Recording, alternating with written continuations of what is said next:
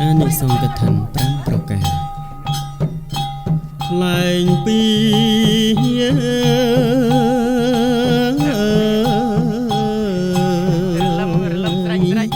អានិ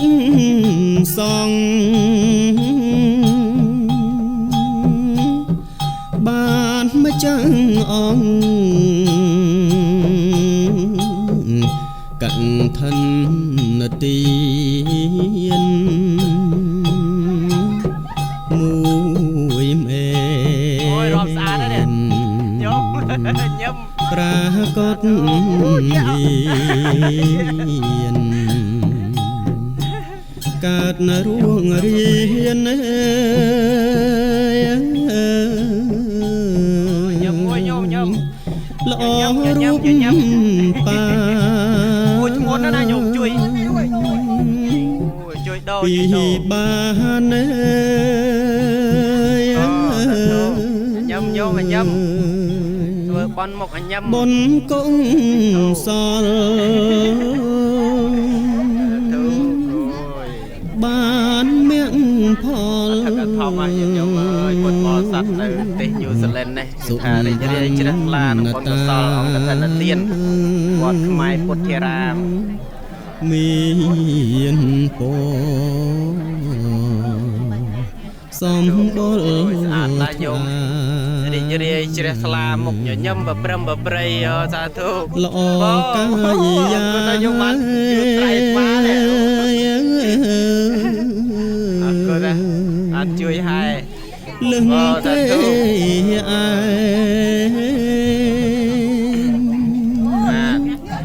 បីរៀងទៅស្វែងពេលបាន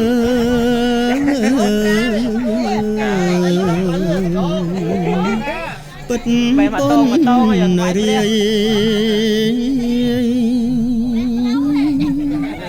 ល្អត្រង់ត្រាយត្រង់សំដែរយូរចាក់ការដាក់ត្រៃសតមការស្រស់នៅខាងនេះមានជ័រខ្លះដែរក៏ប៉ុន្តែថ្លាចាក់តន់ជាគុំម្ដែង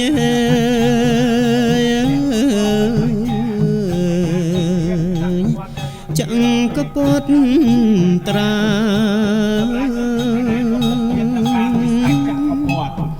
5នឹង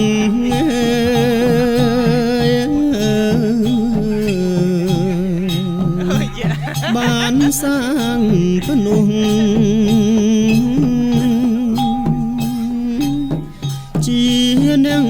បួងពុទ្ធសាសនាសម្រាប់អូយមុនណាញោមអង្គរហត្ថតាត្រៃធំនៅដាក់ទៀបញោមដាក់ទៀបថ្លាជិត6ជុំហើយនៅមួយជុំទៀតឧត្តមក្រៃអនុមោទនាអូខៀវកាលឆ្កៀលព្រះនេត្រាឲ្យអន្តព្រាមណាស់ដាក់មកតងទៅថ្វាយព្រះនាមស្រីភិរះចង់សម្រេចឲ្យបានសារពេចសាងស្ដាចាអូលឿងកាលអាសាញ់ធ្វើមាសបិទលុតព្រះពុទ្ធបដិមាព្រះអញ្ជាជាងឆ្នៃ